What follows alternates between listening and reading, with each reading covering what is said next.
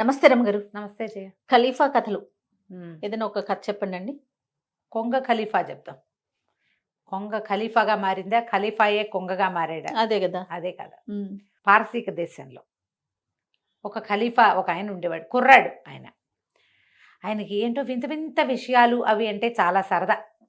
ఏదైనా వింతైన విషయం, వింతైన వస్తువు వాటి మీద గొప్ప సరదాగా ఉండేది.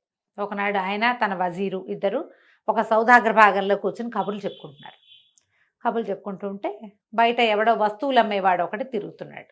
వాడు ఏంటంటే వింత వింత వస్తువులు వ్యాపారస్తులు ఆ ఊరు నుంచి ఈ ఊరు నుంచి వస్తువులు సేకరించుకొచ్చి ఈ బాగ్దాద్ నగరం, అది దాని పేరు గుర్తు రావట్లేదు ఇందాక నుంచి, హుహు. బాగ్దాద్ నగరంలో తిరుగుతున్నాడు. ఈయన ఆ పూట మన వజీర్ గారు చాలా సరదాగా మంచి మంచి కబుర్లు చెప్పాడు. చెప్పేసరికల్లా ఈ ఖలీఫాకి ఏమనిపించింది, ఈ వింత వస్తువులు వ్యాపారస్తుడు ఎవడో వస్తున్నాడు, వాడిని కేకేసి వారి దగ్గర నుంచి ఒక మంచి వింతైన వస్తువు ఒకటి కొని వజీర్ గారికి గిఫ్ట్ ఇద్దామనిపించింది. గిఫ్ట్లు బాగా ఇచ్చేవాడు ఆయన. సరే ఆ వ్యాపారస్తుడిని కేకేసుకురండిరా అని పిలిచాడు. పిలిస్తే ఆ వ్యాపారస్తుడు వచ్చాడు. వాడేవో ఒక గాడిద మీద 3-4 సంచులిట్ట వేళ్లాడేసుకున్నాడు. 2-3 పెట్టెలు ఉన్నాయి, అన్నీ ఓపెన్ చేశాడు. ఏవో మెరిసేవి గోడకి పెట్టుకునేవి అట్లాంటివి 2-3 కొన్నాడు. కొంటే సరే అవన్నీ వజీర్కి ఇచ్చాడు. మీ ఇంట్లో పెట్టుకోండి, ఎంతో బాగుందని ఇచ్చాడు. ఇచ్చిన తర్వాత ఏమిటి అన్నీ చూపించాను, ఒకటి ఒకటి చూస్తున్నాడు ఊరికే సరదాకి. ఆయనకు ఆ సరదా ఉన్నట్టు వ్యాపారస్తులకు తెలుసు. హ్మ్. అయితే ఏమైంది, ఒక ఇంత బాక్స్ అల్లేం, దాని పక్కన ఒక సొరుగు ఉంది.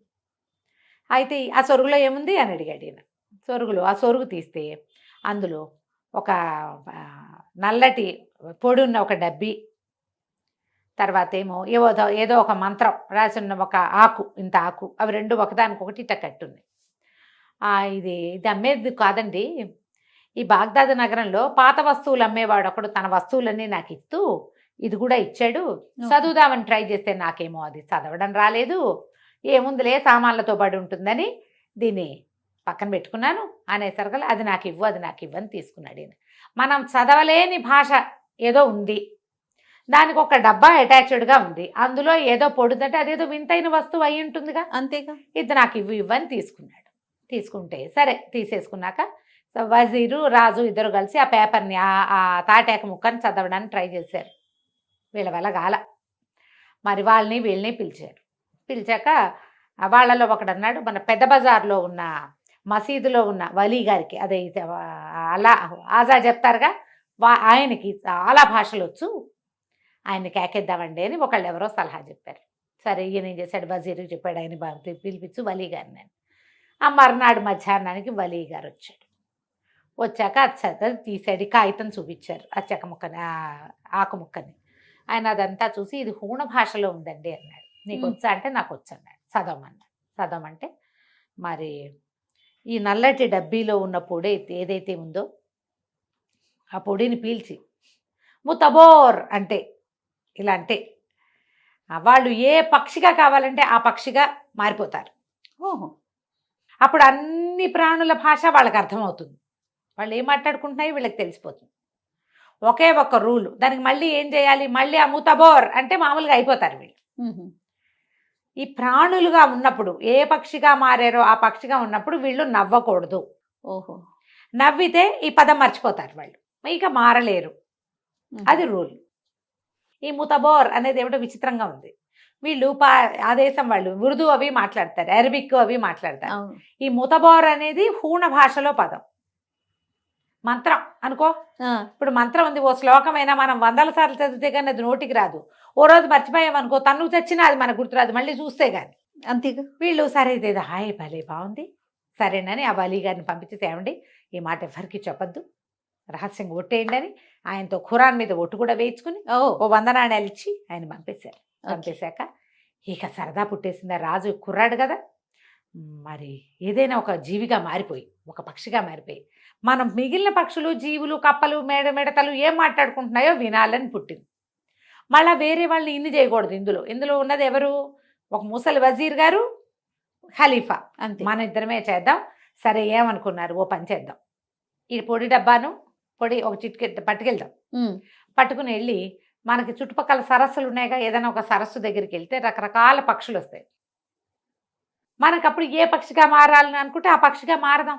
అప్పుడు ఏమైంది, మర్నాడు వీళ్ళు ఒక చోటకి బయలుదేరారు. వెళ్తే ఒక పెద్ద సరస్సు. ఆ సరస్సులో అటు ఇటు చూస్తే ఎన్నో రకాల జీవజాలాలు కనపడుతున్నాయి. కానీ వీళ్ళకి ఇంట్రెస్టింగ్గా అనిపించింది ఏం కనపడలే. ఇంతలో ఏమైంది, ఆకాశం నుంచి ఒక కొంగ ఎగురుకుంటూ వస్తుంది, కింద ఒక కొంగ నుంచి.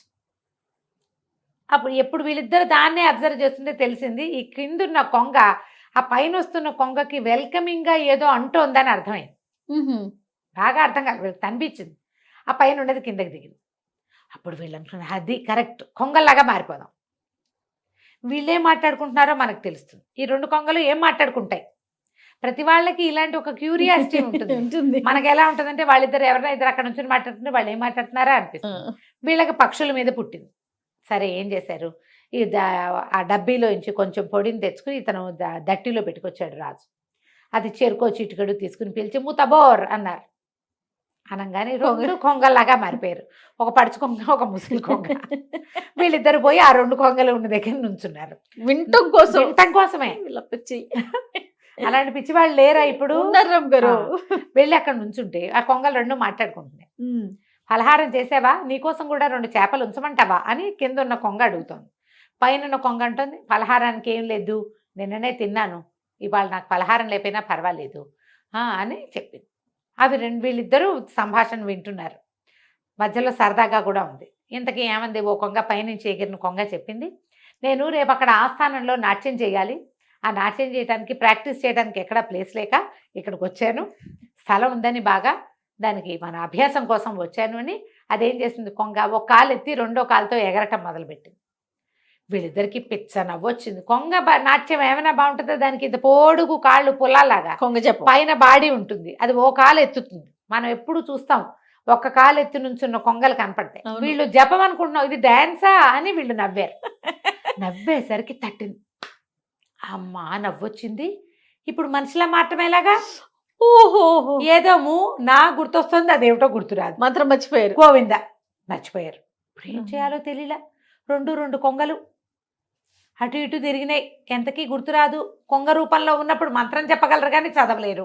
పైగా మంత్రం చదువుదామంటే రాజుగారిగా ఉన్నప్పుడు బట్టల్లో ఉన్న దట్టిలో ఉందది, ఇప్పుడు బట్టలు లేవు, దట్టి ఎక్కడ చూస్తారు.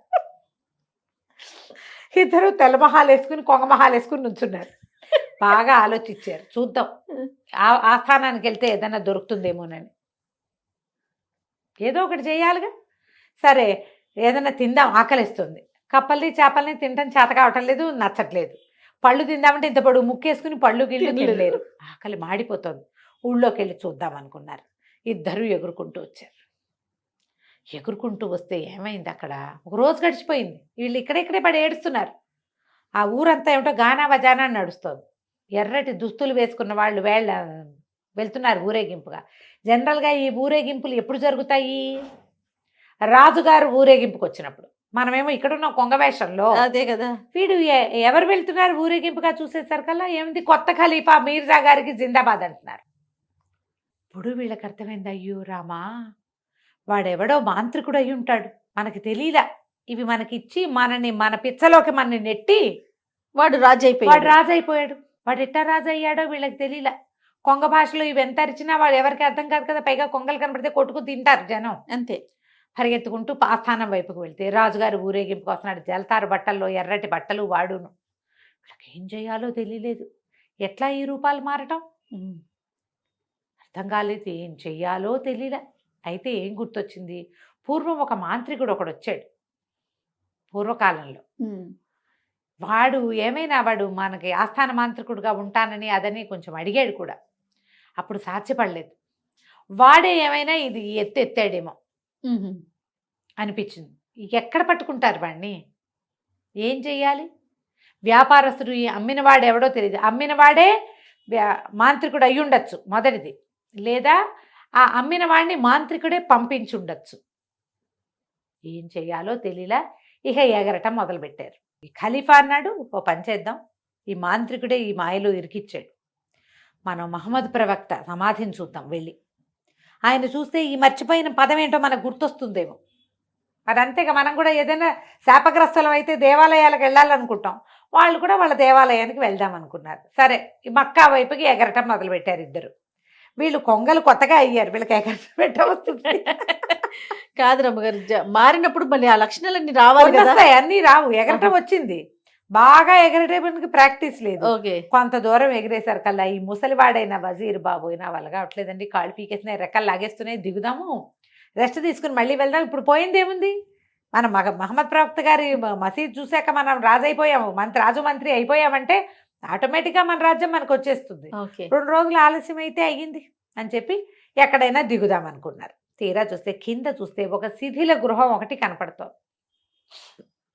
ఇదేదో బాగుందనుకుని దిగారు. ఇందులో ఉండొచ్చు, ఈ చెట్ల మీద ఉండటం అది మనకి రాదు, తెలియదు పాపం. అదే ప్రధానంగా ఆ శిథిల గృహంలోకి దిగారు. అంతా పాడుపడిపోయినట్టుంది కానీ లోపల గదులు బాగున్నాయి. ఆ గదుల మధ్యలో నుంచి లోపలికి నడుచుకుంటూ పోయారు. ఆహారం ఏమైనా దొరుకుతుందో లేదో తెలీదు, ఏం తినాలో వీళ్ళకి తెలీదు. చేపలు కప్పలు తినటం రాదు, పళ్ళు తినటం కుదరదు, ఆకలికి చచ్చిపోతున్నారు, బక్కచిక్కిపోయారు అప్పుడే 2-3 రోజుల్లో వీళ్ళు. సరే వీళ్ళు లోపలికి వెళ్తే లోపల ఒక తలుపు దగ్గర ఒక గది తలుపేసి ఒక గుడ్ల గూబ కనపడింది. ఆ గుడ్ల గూబ అలా ఏడుస్తుంది, దేవుడా నన్ను ఎవరైనా రక్షించండి అంటుంది. ఎవరు నువ్వు ఏమిటి అనేసరికల్లా గుడ్ల గూబ అంది, నా శాప విమోచనం కోసం చూస్తున్నాను, ఎవరైనా నన్ను పెళ్లి చేసుకోవాలి, నాకు అప్పుడే శాప విమోచనం అవుతుంది అని చెప్పింది. చెప్పేసరికల్లా వీళ్ళు తెల్లబోయారు. కానీ అది వీళ్ళని గుర్తుపట్టేసింది. మీరు పక్షులు కాదు కదా బేసిక్గా అని అడిగింది. పక్షులు కాదు, మేము ఖలీఫా అండ్ వజీరు, మేమేమో ఇలా అయ్యాం, ఏదో మంత్రం అదేమిటో మర్చిపోయాము అనేసరికల్లా పక్క నవ్వింది గుట్టగుబ్బ. మీరు రావాల్సిన చోటుకే వచ్చారు, నా కథ వినండి అని చెప్పింది. ఇది ఈ పక్షి ఒక రాజకుమార్తె, రాబందు కాదు గుడ్లగూబ సారీ, ఒక రాజకుమార్తె.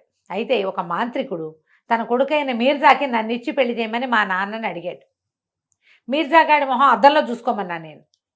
అందుకని ఆ మాంత్రికుడు నన్ను గుడ్లగూబగా మార్చేసి ఈ శిథిల గృహాల్లో పడేశాడు. మరి నువ్వు ఎట్లా మామూలు మనిషి అవుతావు అని అడిగారు వీళ్ళు. మామూలు మనిషి అవడానికి ఏముంది, ఎవరైనా నన్ను గుడ్లగూబగానే పెళ్లి చేసుకుంటే నీకు మహాందగత్వని, నీకు ఇది పొగరు, గుడ్లగూబ అయిపోమన్నాడు. ఎవరైనా నన్ను గుడ్లగూబగా పెళ్లి చేసుకుంటామంటే అప్పుడు నా శాప విమోచనం, లేకపోతే నేను ఇలాగే ఉంటా.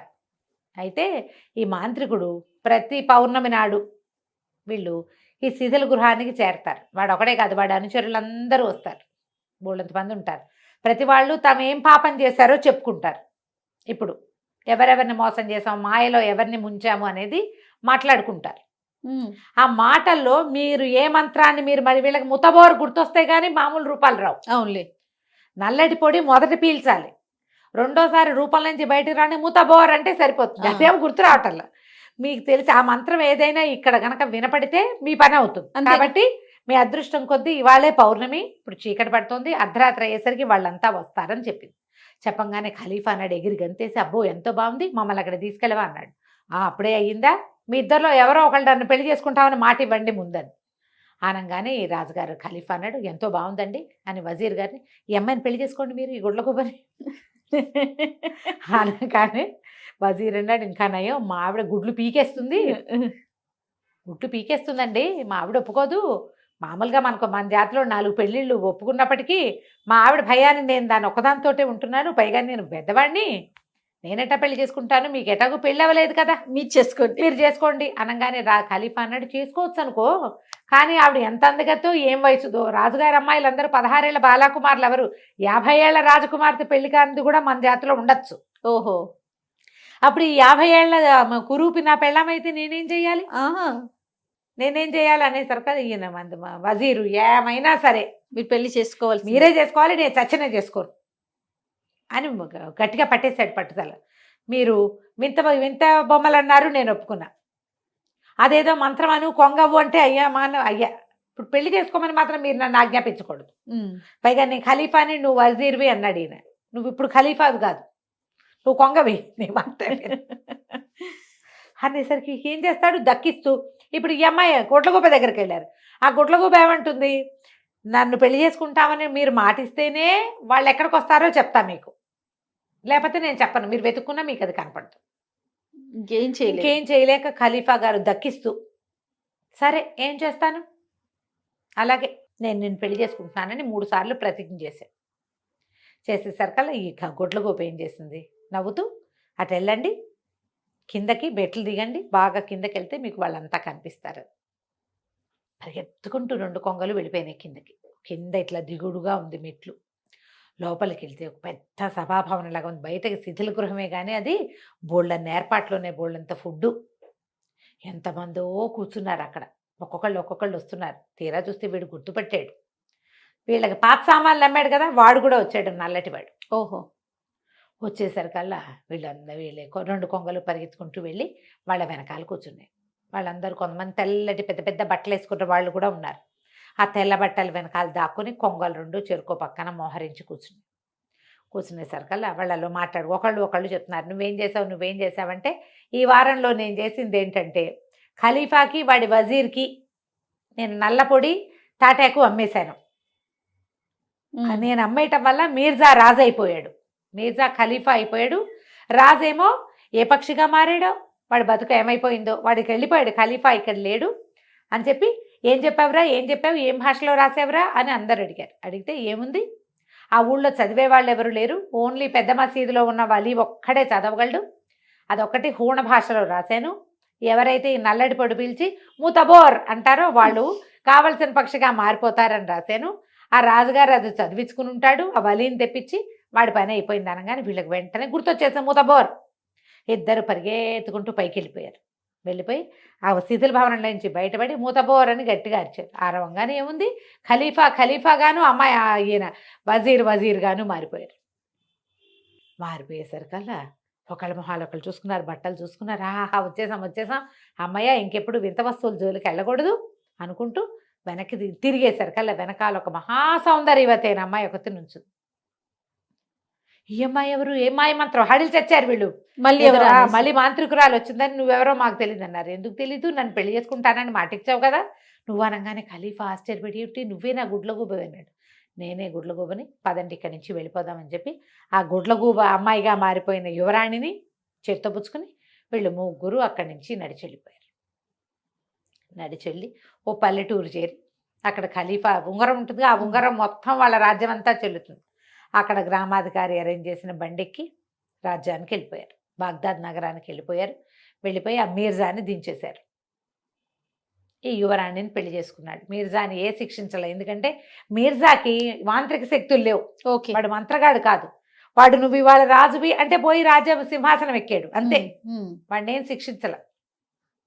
ఆ మాంత్రికుడు వాళ్ళని మాత్రం అక్కడే వదిలిపెట్టేశారు. అక్కడి నుంచి ఏం చేశారంటే, వింత వస్తువులు అమ్మే వాళ్ళని బాగ్దాద్ నగరంలోకి రానివ్వకూడదు అని డిసైడ్ చేసేశారు. ఆ తర్వాత ఈ కొంగ ఖలీఫా రాజయ్య మామూలుగా అయిపోయాడు. ఇంకెప్పుడు వింత వస్తువుల జోలికి వెళ్ళకుండా ఉన్నాడు. కథ కంచికి మనం ఇంటికి. భలే ఉంది రమ్మగారు, చాలా బాగుంది. నమస్తే. నమస్తే.